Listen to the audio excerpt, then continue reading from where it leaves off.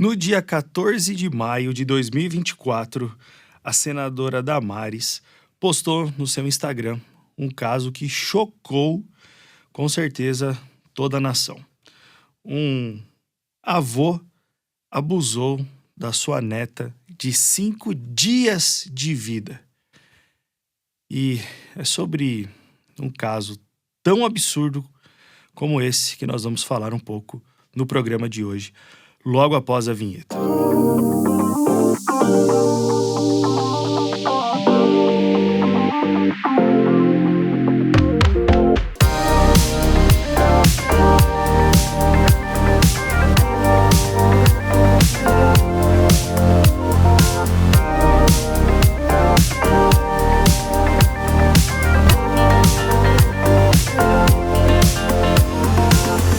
E aí, galera, vida pura, vocês estão bem?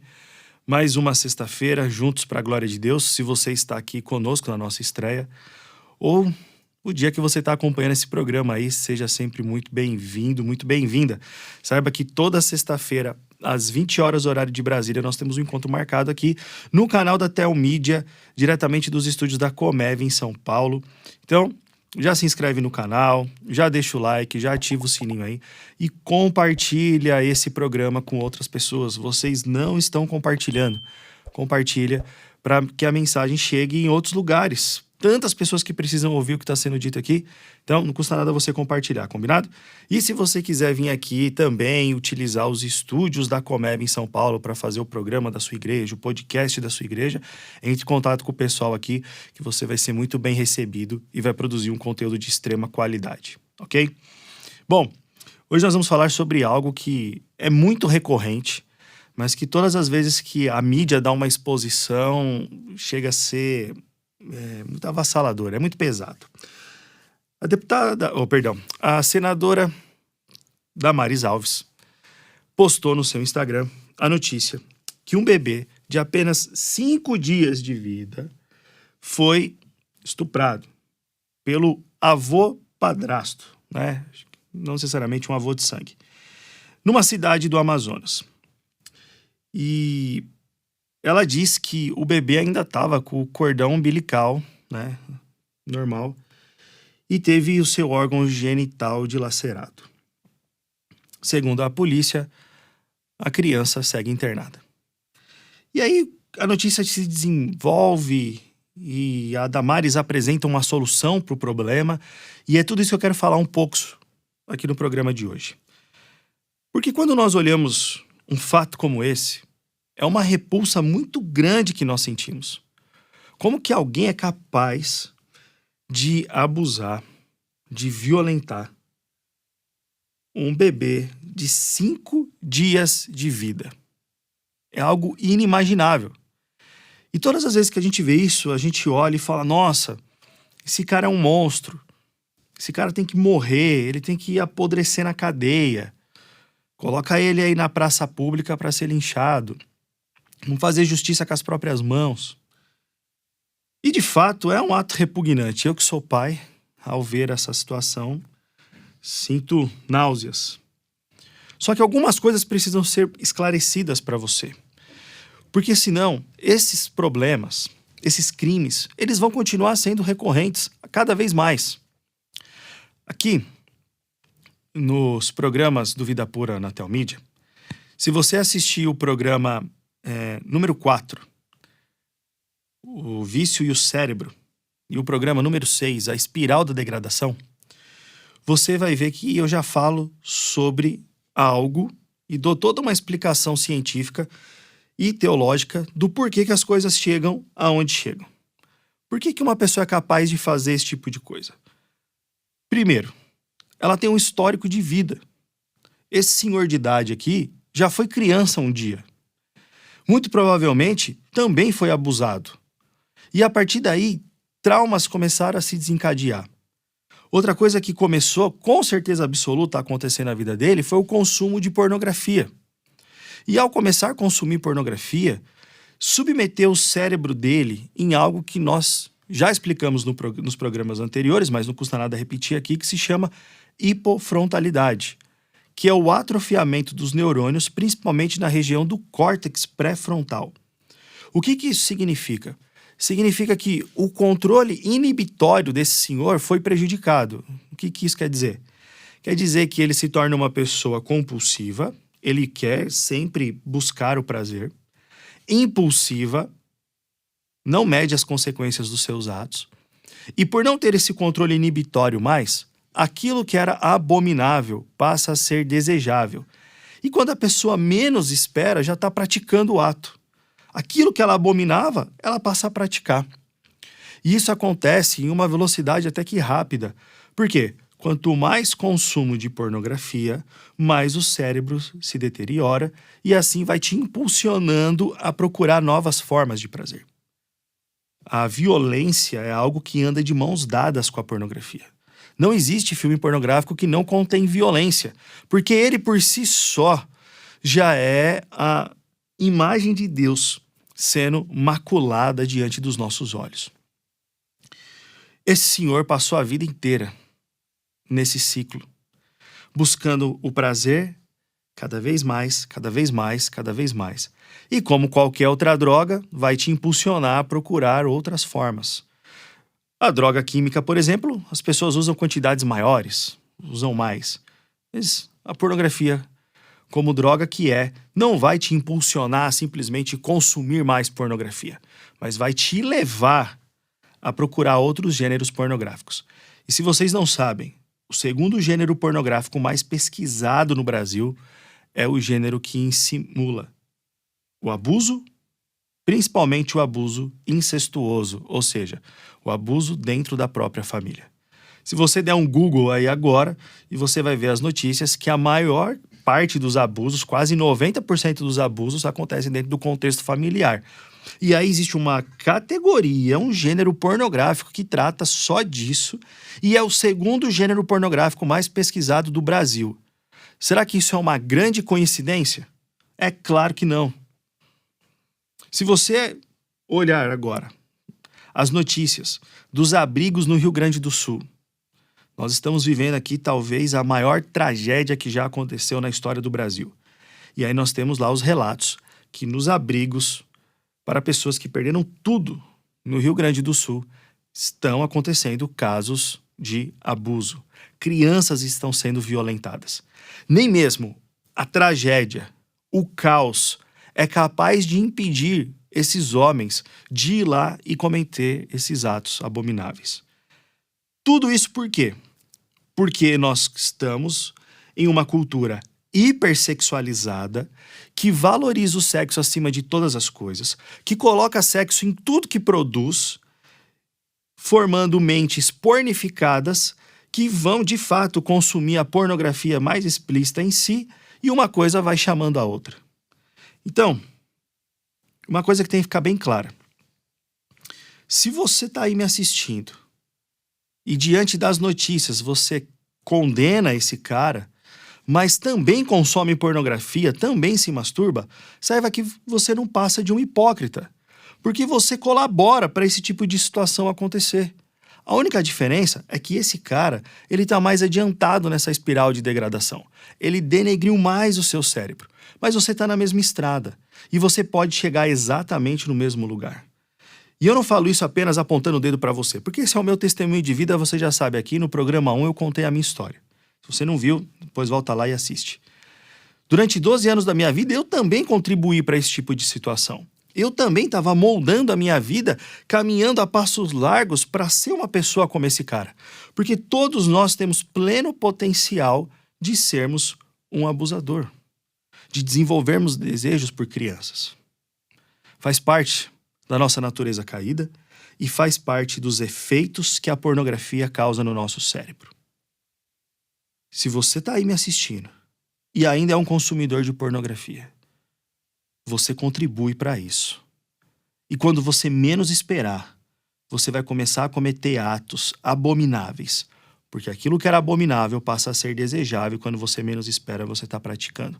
Buscando o prazer e a satisfação que você teve ontem, que agora, por estar condicionando o seu cérebro, você já não sente mais o mesmo prazer. E aí você começa a buscar novas formas de prazer. É o que aconteceu com esse senhor aqui. É o que está acontecendo com esses abusadores lá nos abrigos do Rio Grande do Sul. Nós somos muito prontos a julgá-los e o que eles cometeram é abominável mesmo, tem que responder criminalmente. Tem que ficar preso pro resto da vida. Ok. Mas chega de hipocrisia no nosso meio. Chega de superficialidade. Nós, muitas vezes, temos uma teologia muito boa, mas não conseguimos aplicar essa teologia em aconselhamento bíblico de forma prática que transforma a vida das pessoas. Eu tenho visto igrejas tratando o pecado sexual de maneira leviana, de maneira superficial. E isso mais alimenta a condição dos viciados do que resolve problemas. Isso mais destrói casamentos do que restaura famílias. E isso em todas as denominações, tá? Eu dou palestra em igrejas reformadas, igrejas pentecostais, igrejas tradicionais, igrejas fundamentalistas, igrejas um pouquinho mais do que pentecostais. Todos. Claro, algumas igrejas, líderes sérios, fazem um trabalho com excelência, mas isso é cada vez mais raro no Brasil. E a situação só se agrava. Bom, aí vem a solução maravilhosa que a senadora está propondo. E eu sei que esse vídeo não vai chegar até ela. Mas se Deus assim quisesse, né? Por que não? Senadora Damares, a senhora está aí elaborando um projeto de lei que cria um cadastro de pessoas que cometeram esse tipo de crime.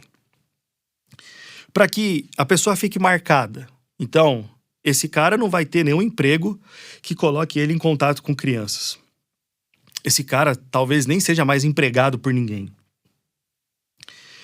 Ela diz aqui que vamos conseguir proteger os nossos filhos, porque esses homens que vão fazer parte desse cadastro não vão poder chegar perto de crianças. E aí eu pergunto, tá, esses caras não vão ser contratados por escolas, esses caras teoricamente não vão conseguir chegar mais perto das crianças, o que é uma ilusão aqui na nossa nação. O que esse cadastro resolve de um problema tão sério? Nada. Não resolve nada. A única coisa que a gente faz é colocar um X na cara do pedófilo e aí fala, ó, você é pedófilo e pelo jeito vai ser pro resto da vida. Não é isso que a gente está dizendo quando a gente coloca um X na pessoa? Nós já condenamos ela ao inferno. Ainda que esse cara ficasse preso o resto da vida, se a lei fosse assim, e eu creio que deveria ser, ele ainda é uma alma para ser alcançada e pode ser redimida e pode ser salvo pelo sangue de Jesus. Vai pagar o preço do pecado dele, do crime dele, vai pagar o preço, mas ainda é uma alma que pode ser salva. O que nós estamos vendo aqui é mais uma vez uma notícia sensacionalista com uma... Olha, precisamos urgência para aprovar a lei que cria o Cadastro Nacional dos Pedófilos. Grande coisa um cadastro de pedófilo no Brasil. O que isso impede ou o que isso protege as nossas crianças? Num país de mais de 200 milhões de habitantes. Absolutamente nada.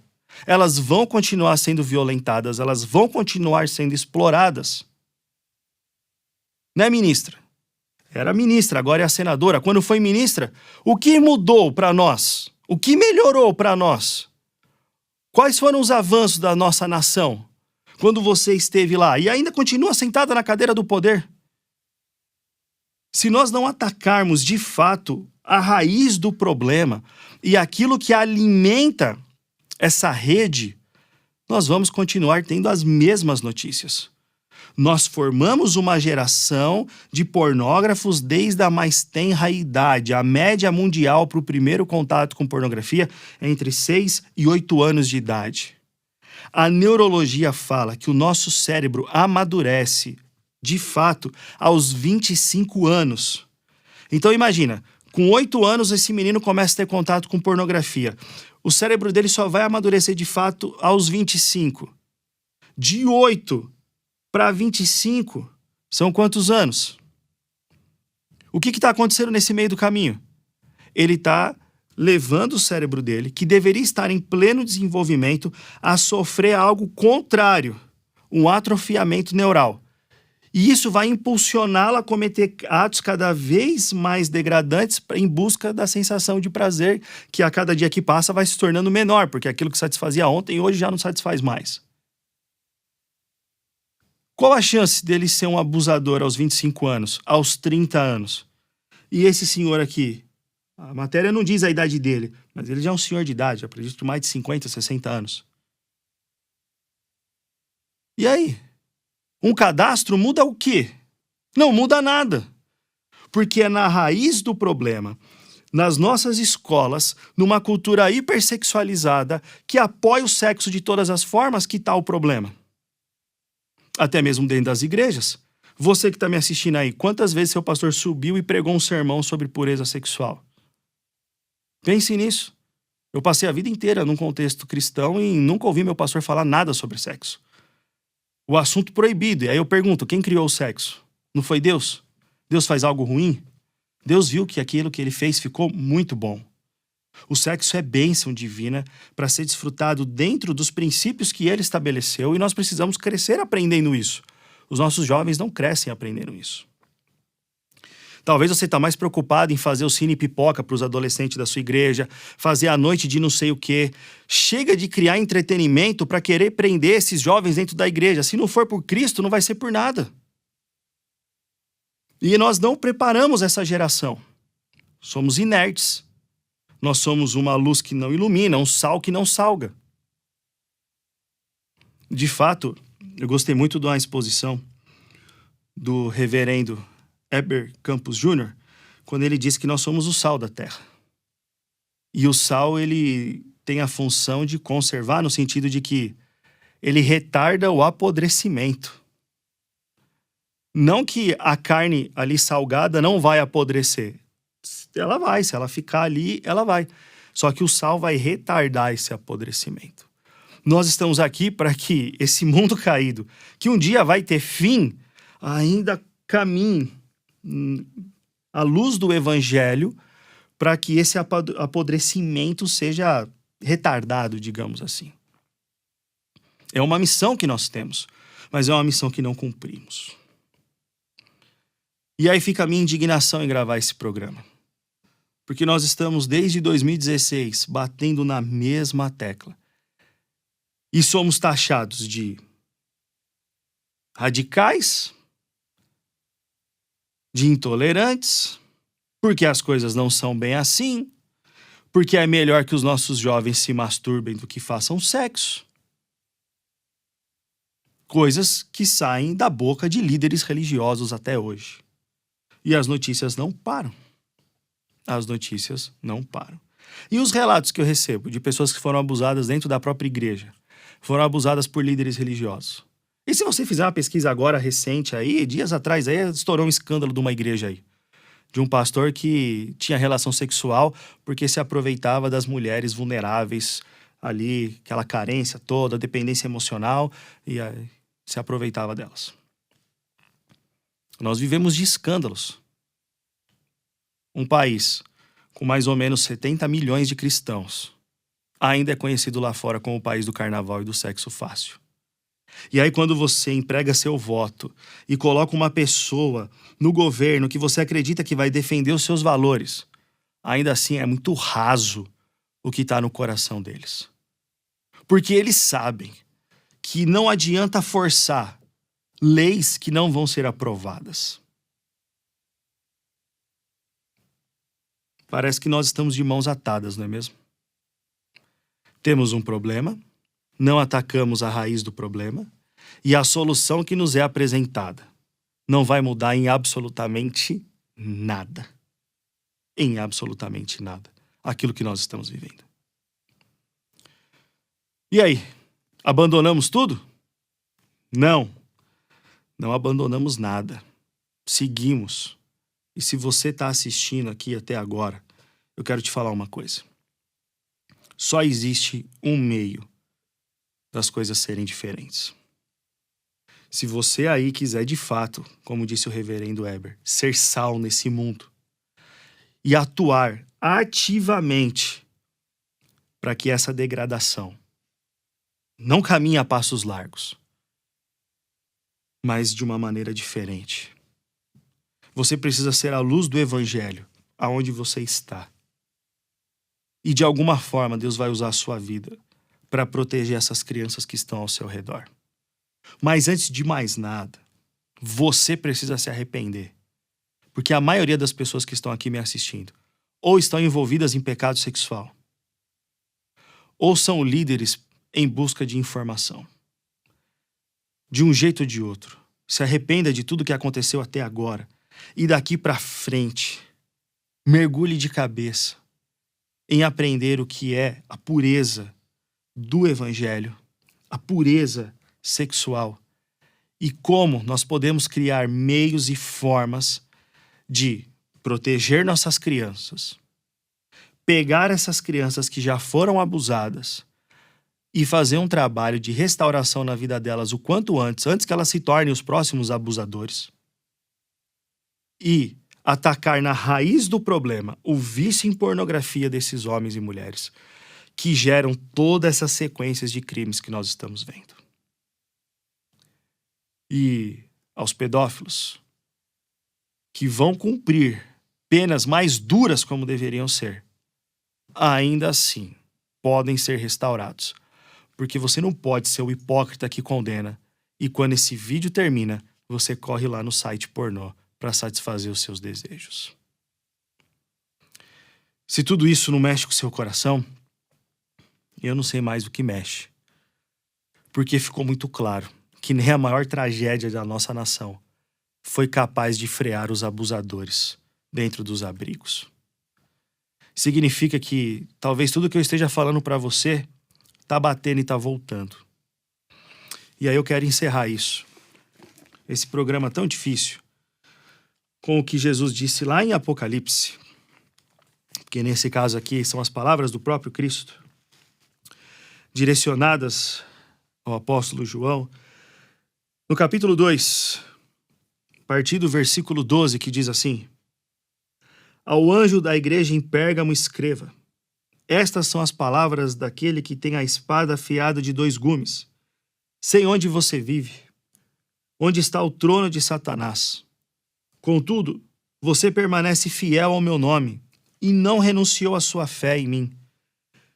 Mesmo quando Antipas, minha fiel testemunha, foi morto nessa cidade onde Satanás habita. Olha que coisa maravilhosa. Jesus olha para a igreja de Pérgamo e fala assim: olha, eu sei onde vocês estão onde está o trono de Satanás. Com certeza o contexto aqui você já pode imaginar, mesmo não conhecendo, era terrível, não era? Imagina você habitar onde está o trono de Satanás. E Jesus faz um grande elogio à igreja. Vocês não renunciaram à fé, mesmo quando um de vocês foi morto por testemunhar o meu nome. Pensou você ser elogiado pelo próprio Cristo? Que coisa maravilhosa. Aí vem o versículo 14. No entanto, tenho contra você algumas coisas. Você tem aí pessoas que se apegam aos ensinos de Balaão, que ensinou Balaque a armar ciladas contra os israelitas, induzindo-os a comer alimentos sacrificados a ídolos e a praticar imoralidade sexual. Quem foi Balaão? Balaão é o profeta lá da jumenta, né? Que foi contratado por Balaque para amaldiçoar os israelitas, mas não conseguiu. Por 3 vezes ele não conseguiu amaldiçoar o povo. Só que se você pegar só a história lá, você perde tudo que aconteceu. A história de Balaão está fragmentada ao longo da Bíblia em alguns versículos. E aí você vai entender que Balaão chegou para Balaque e muito provavelmente falou assim para ele: olha, Balaque, eu não consigo amaldiçoar o povo. Mas faz o seguinte, coloca suas mulheres no meio deles e eles vão se misturar. Eles vão se entregar. Eles vão se envolver com essas mulheres e eles vão adorar os seus deuses e eles vão se corromper. Porque a grande ordem de Deus era: não tenham casamentos mistos, porque senão vocês vão começar a adorar deuses falsos. E dito e feito. E dito e feito. Aonde Israel começou a cair na sua jornada na Terra Prometida? No pecado sexual. O que Jesus está dizendo aqui para a igreja de Pérgamo? Olha, Vocês são minhas testemunhas fiéis. Vocês são uma igreja de boas obras. Só tem um detalhe. Vocês toleram a imoralidade sexual no meio de vocês. Parece o Brasil? Parece muito. Nós toleramos a imoralidade sexual no nosso meio. Com uma falsa roupagem de que, olha, aqueles que pecam sexualmente são disciplinados, com o maior rigor da doutrina. Tá, mas e os fofoqueiros que estão dividindo a igreja? Não, esse aí tá de boa. Não mexe com os irmãos, não. E as famosas células, pequenos grupos? O que não pode faltar no pequeno grupo? Agora eu vou tocar numa ferida aqui. Comida. Ah, porque crente gosta de comer. Seu bando de glutão. E a glutonaria não é pecado a mesma coisa? São os nossos pecados aceitáveis, os nossos pecados toleráveis. E Jesus está olhando e falando, vocês toleram a imoralidade sexual. De igual modo, você tem também os que se apegam aos ensinos dos nicolaítas. Portanto, arrependam-se. Senão virei em breve até você e lutarei contra eles com a espada da minha boca. Aquele que tem ouvidos, ouça o que o Espírito diz às igrejas. E aí Jesus fala algo muito intrigante. Aquele que tem ouvidos, ouça. Mas Jesus, tirando os surdos, que são poucos, todo mundo que tem um ouvido ouve. Por que dizer algo redundante? Aquele que tem ouvidos, ouça. Sabe por quê, irmãos? Porque lá no livro de Salmos, no Salmo 115, nós vamos descobrir que todo idólatra é cego, mudo e surdo. E idolatria não é simplesmente se prostrar diante de uma imagem de escultura. Idolatria é tudo aquilo que tira Deus do centro do nosso coração e coloca algo no lugar. No caso do pecado sexual, é a idolatria do eu, é a idolatria do ego. Então, se você for um idólatra de si mesmo e dos seus próprios desejos, significa que você se tornou uma pessoa insensível, cauterizada em relação ao pecado, ou seja, surdo àquilo que Jesus está dizendo a você. Aquele que tem ouvidos, ouça o que o Espírito diz às igrejas. Se você aí está ouvindo, eu espero que você esteja ouvindo com ouvidos espirituais mesmo. Se você não entendeu nada ainda, que Deus tenha misericórdia de você, porque você está surdo em meio à sua idolatria, a idolatria da sua vida, do seu eu, dos seus desejos. O que aconteceu com a igreja de Pérgamo? Ela não existe mais. O que tem acontecido com o cristianismo na Europa, o berço da reforma, ele também não existe mais quase. O cristianismo relativizado norte-americano, de onde nós bebemos muitas coisas, ele já se tornou carnal há muito tempo. E a nossa nação caminha a passos largos para isso. Os desastres naturais que nós nunca vimos praticamente começaram a acontecer, e mesmo assim nós não nos curvamos diante de Deus. Talvez a nossa única esperança seja uma perseguição, para que venhamos a despertar desse sono que vivemos. Se você quer ser um soldado, homem, mulher, e nos ajudar nessa missão, manda aí uma mensagem no direct do Instagram do Ministério Vida Pura. E saiba como nos ajudar nessa caminhada que às vezes parece ser tão cansativa.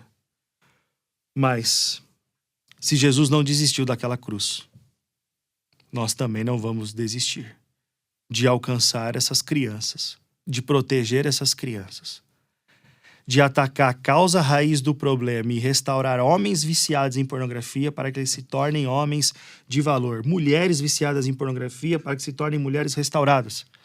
E ainda assim, pegar o pedófilo se necessário for, como já acontece no ministério, e trabalhar na restauração da vida deles. Faça parte disso você também. Como também faça parte do streaming da Telmídia. e enche a sua cabeça aí com coisas boas, filmes, séries, desenhos, que vão edificar a sua vida. Tá aparecendo aqui na tela o QR Code ou o link na descrição do programa. Amém? Te encontro semana que vem, se Deus permitir. Próxima sexta às 20 horas. Vem acompanhar a estreia com a gente aqui sempre. Vai ser legal a interação no chat ao vivo. Tá bom? Grande abraço, Deus te abençoe. Nós somos o Vida Pura e não desistimos da santidade. Tchau.